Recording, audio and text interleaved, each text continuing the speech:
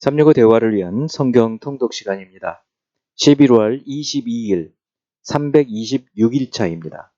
오늘 읽으실 말씀은 고린도전서 1에서 3장이고 묵상하실 본문은 고린도전서 1장 10절에서 17절입니다. 말씀의 개요입니다. 고린도 교회는 사도 바울의 2차 선교 여행 때 1년 반 동안 개척하고 사역했던 교회입니다. 고린도는 동쪽으로는 겐그레아, 서쪽으로는 레게움 항구를 가져서 다양한 문물이 유입되고 개방적인 도시였는데 특히 성적으로 매우 타락한 곳이었습니다.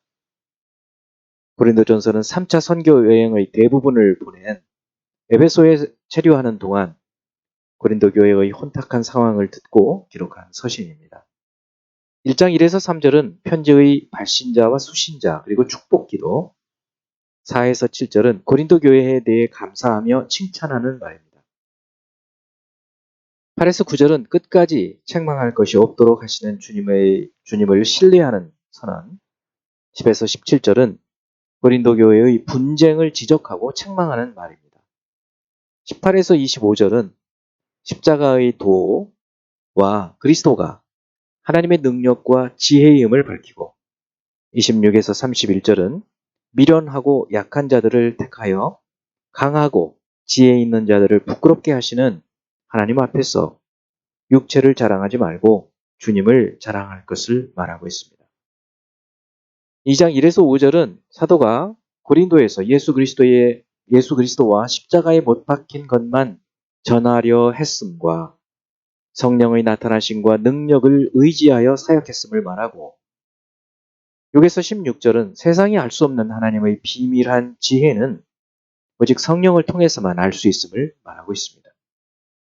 3장 1에서 9절은 사람을 따라 분열한 고린도 교회의 실상을 지적하면서 심는 이나 물 주는 이는 아무것도 아니고 자라나게 하시는 하나님, 그분이 위대하시고 자신들은 그 하나님의 동역자, 교회는 하나님의 밭과 집임을 말합니다.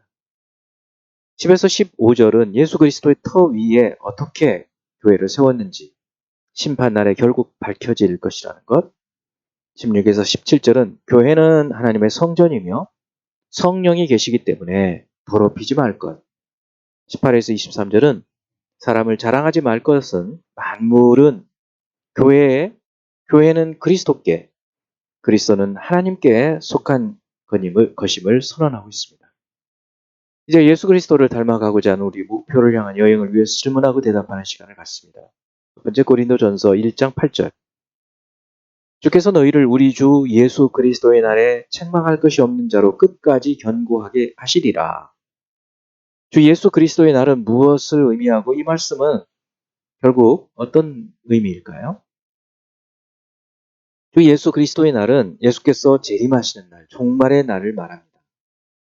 결국 그리스도께서 고린도 교인들을 예수 그리스도의 재림의 날까지 책망할 것이 없이 견고하게 붙드셔서 구원에 이르게 하실 것을 의미합니다. 견고하게 하시리라 그랬습니다. 현재 교회가 대단히 어렵지만 주님께서 붙들어 주시리라 라고 확신하고 있죠.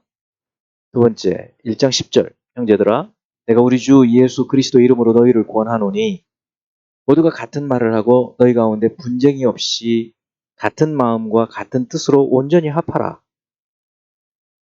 고린도 교회의 여러 가지 문제점 가운데 교회의 분열을 가장 먼저 언급하고 있는 이유는 무엇이라고 생각할까요? 이 교회의 분파 문제는 교회 자체의 존립을 위태할 수 있기 때문에 가장 먼저 언급하고 있는 것입니다. 가장 중요한 문제겠죠. 지금도 교회 지도자에 대한 문제는 교회의 여러 가지 문제 가운데 가장 치명적이고 타격이 큰 문제 가운데 하나죠. 세 번째, 2장 1절에서 3절. 형제들아, 내가 너희에게 나아가 하나님의 증거를 전할 때 말과 지혜의 아름다운 것으로 아니하였나니 내가 너희 중에서 예수 그리스도와 그가 십자가에 못 박히신 것 외에는 아무것도 알지 아니하기로 작정하였습니다. 내가 너희 가운데 거할 때 약하고 두려워하고 심히 떨었노라.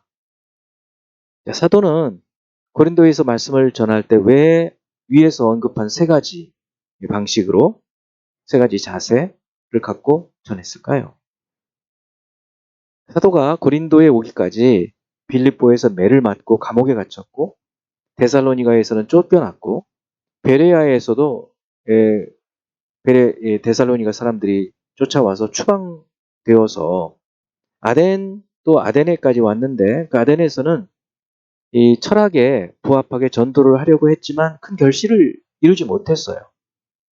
그것을 보면서 오직 성령의 권능과 이 복음의 핵심인 그리스도와 십자가의 죽으심을 전하려고 했고 하나님의 일하심만 의지하며 자신이 약할 때 주님의 강하심을 믿고 사역했던 것을 볼 수 있습니다. 네 번째, 2장 6절. 그러나 우리가 온전한 자들 중에서는 지혜를 말하노니 이는 이 세상의 지혜가 아니요 또 이 세상에서 없어질 통치자들의 지혜도 아니요. 여기서 온전한 자들은 누구를 지칭하고 지혜는 구체적으로 무엇을 말할까요? 온전한 자들은 15절에서 언급하는 신령한 자들을 의미합니다. 그러니까 성령으로 말씀을 깨닫고 하는 신령한 자들. 그리고 지혜는 이 세상의 지혜와 이 세상에서 없어질 통치자들의 지혜와 비교되는 하나님의 지혜를 말합니다. 그러니까 그러나 우리가 온전한 자들 중에서는 지혜를 말하노니 했을 때 이 지혜는 하나님의 지혜예요. 그래서 이는 이 세상의 지혜가 아니요. 이 세상에서 없어질 통치자들의 지혜도 아니요. 지혜를 하나님의 지혜와 세상의 지혜로 구분해서 말하고 있는데 바로 그 하나님의 지혜가 뭔가 예수 그리스도와 그의 십자가의 도라는 것입니다. 그것이 하나님의 지혜라는 것이죠. 다섯 번째 3장 16절. 너희는 너희가 하나님의 성전인 것과 하나님의 성령이 너희 안에 계시는 것을 알지 못하느냐. 너희는 누구를 지칭할까요? 자, 교회의 털을 닫고 그 위에 구조물을 세운다고 말을 했어요. 그러므로 또 너희는 하나님의 집이라고 말했어요. 세움을 받는 너희는 교인들 한 사람 한 사람이 아니라 교인들의 연합체로서의 교회를 말합니다. 교회 안에 성령이 계신다. 성도들의 모임 가운데 성령이 계신다. 그러나 이제 후반에 가면 각 사람 안에도 성령이 계신다는 것을 언급하고 있음을 볼 수 있습니다. 이제 한 구절의 말씀을 묵상하여 교훈으로 삼고 기도하는 시간을 갖습니다. 3장 7에서 9절. 그런즉 심는 이나 물 주는 이는 아무것도 아니로되 오직 자라게 하신 이는 하나님뿐이니라. 심는 이와 물 주는 이는 한 가지이나 각각 자기가 일한 대로 자기의 상을 받으리라. 우리는 하나님의 동역자들이요 너희는 하나님의 밭이요 하나님의 집이니라. 하나님의 일을 하는 이런 사역자들, 하나님의 동역자로 말해주고 있어요. 그런데 교회는 하나님의 밭이고 하나님의 집이라고 말해주고 있습니다. 이 하나님의 사역자들은 하나님의 집을 섬기고 밭을 일구는 사람들이라는 말씀이죠. 각각 상이 있다. 그런 말씀입니다. 이 말씀을 따라서 우리가 처한 상태에 따라서 하나님의 사역자들은 잘 섬겨야 될 것이요. 또 성도들, 하나님의 밭과 집이 된 분들은 말씀을 잘 받아서 성장해야 할 것입니다. 그러다가 또 하나님께서 부르셔서 사역대로 삼기도 하는 것이죠. 기도하겠습니다.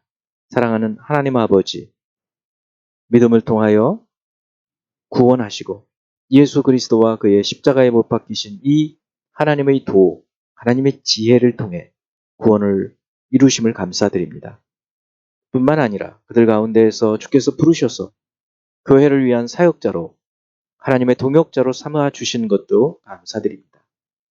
각각 부르심대로 현재의 상태대로 주님 섬길 수 있는 저희들이 되도록 인도해 주시옵소서.